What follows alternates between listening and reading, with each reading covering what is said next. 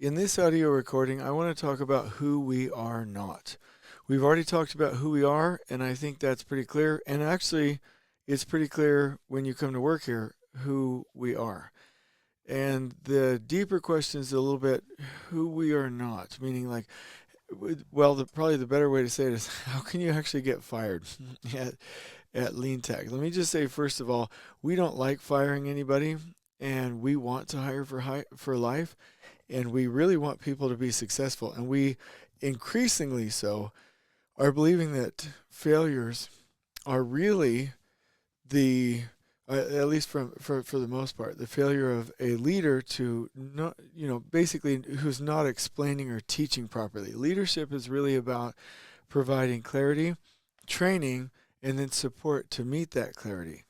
So that's what leaders are supposed to do. So most of the time when things fail, it's the system, it's the process, it's the environment, it's the culture, yeah, but it may be the behaviors of the individual or the genetic wiring of the individual. So let's say that it wasn't the leader, it wasn't a lack of clarity, it wasn't a lack of training, and it wasn't a lack of support, and it's not the system, the process, and it's not the environment, and it's not the culture of the company. Let's say it is the behavior or prompted or learned behavior of the individual or the genetic wiring of the individual.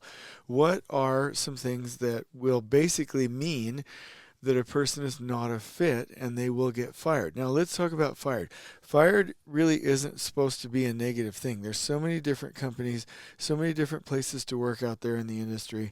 So letting somebody go is really allowing them the respect to go find a place where they are aligned, because they may not be aligned with us.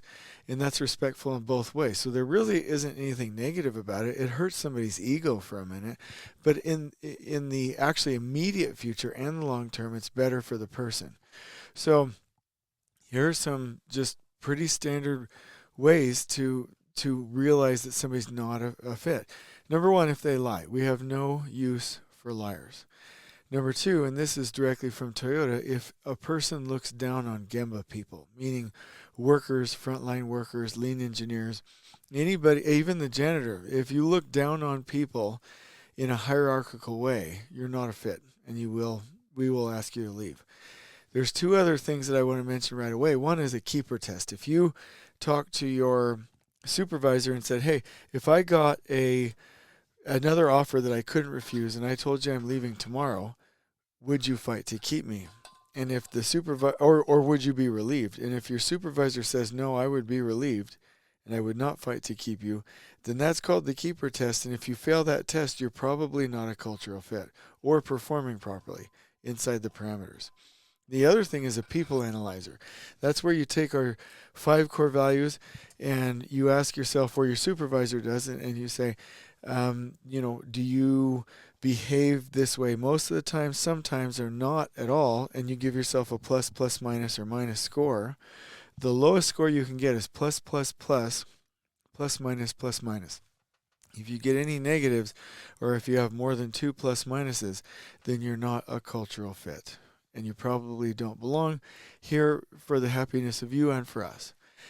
There's a couple of other ones I want to talk about. Number one, if somebody shits on their team, meaning like you're acting badly or you disrespect or you fail your team. And not in an accidental way, but on like you're behaving this way. The other one is if you don't have the mental or physical ability to do a good job. But that's not a negative thing. That just means you don't have the minimum pay to play requirements. There's also a book called Humble, Hungry, and Smart. No, it's not the book. It's called the Ideal Team Player, and it talks about humble, hungry, and smart, where are you humble, willing to lean in and do whatever the team needs? Are you hungry, meaning you actually want to progress in your career and you have that hunger? And are you smart with people? So that's my first list. But if I go down and look at the 8 people who haven't made it in this company so far in 5 years, which isn't bad, the first one lacked the mental capacity, but we're still close with that person. When we see each other, we hug each other. It really isn't a negative thing. It's just that person could not rise to the occasion. What we do is hard. Second person was not a hard worker. The third person was not a hard worker. The fourth person lied. The fifth person shit on their team. The sixth person was not a hard worker, shit on their team. and really did some unethical things. And then person number 7 and 8 were not hard workers. So it seems like the people that don't make it here are not hard workers. Second, they are doing or shady things. Third, they're shitting on their team. And then the last one, which doesn't happen very often, is they lack the mental capacity. So if you're worried about not making it here, these are the things that we're not, right? We are not against our core values. We're not liars. We do not look down on people. We do not shit on our team. We do not have bad behavior. We do not shy away from hard work. Right, and we don't avoid the humble, hungry, and smart. Like, we do want humble, hungry, and smart.